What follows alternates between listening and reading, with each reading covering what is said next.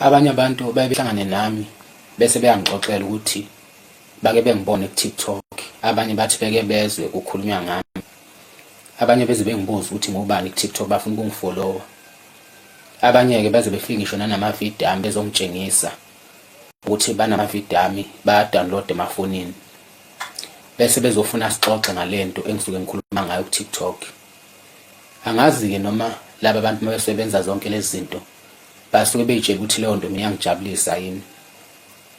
Mina leyo nto ayingijabulisi, angiyithandi nje ukuthi uzongixoxela ukuthi ukungibona ku-TikTok noma ufuna sixoxe ngezinto engingixoxe ku-TikTok, ngoba yonke into engikhuluma ku-TikTok naku-Facebook naku-YouTube yinto engiye ngiyigcine lapho kuphela. Angithandi mase sesihlangana bese ufuna wena sixoxe ngalezo zinto lezo. Bengithi angikudlulise nje lokho. Kunenkulumo-ke engivamisile nje ukuzizwa bethi abantu pho uShembe mawukuthi wayithunywa uNkulunkulu yini pho engabikho eBhayibhelini. Okokuqala nje ngizocela ukuqale ngichaze ukuthi iBhayibheli labhalwa kudala kakhulu. uShembe ufike kamumva, iBhayibheli selabhalwa kudala. iBhayibheli labhalwa ngeminyaka yo-AD o-Anno Domini, okusho ukuthi ngesikhathi sikaNkulunkulu wethu. Kuthe ngesikhathi sikaJesu, isikhathi iminyaka yo-BC, before Christ, lashintshwa futhi laselibhalwa liba iTestament elisha. Ngenxa yokuthi inkolo kaJehova indala kakhulu, yafika ngesikhathi sikaMose.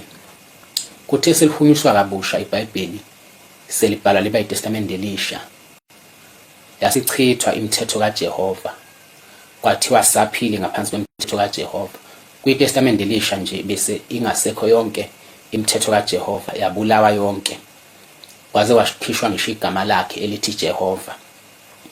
Ngenxa yokuthi besingasekho inkolo kaMose, leyo Jehova ayithume uMose isingasekho, wahamba isikhathi iminyaka nje impela eminingi, kwaze washaya 1910. Kuthe ngo-1910 uJehova wasesethumela futhi uShembe ukuthi-ke akezeke manje-ke ezovuselela le nkolo le yeTestament elidala, inkolo kaMose, ngoba isekho sekushintshwe ngisho iBhayibheli lenziwe iTestament elisha. Ilapho-ke uShembe afika bakhona khona, efika iBhayibheli selabhalwa kudala, selashintshwa kudala.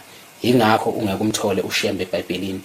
Kungesiyeke uShembe kuphela, ziningi izinto ezenzeka iBhayibheli selabhalwa, kunjengokuthi nje eBhayibhelini akhunywa lutho ngogwayi, ngokubhema ugwayi, ngenxa yokuthi ukubhema ugwayi kusha. Ngakho-ke ngeke ukuthole kukhulunywa ngakho eBhayibhelini, kodwa kuyaziwa nje ukuthi ikholo akumele libheme ugwayi.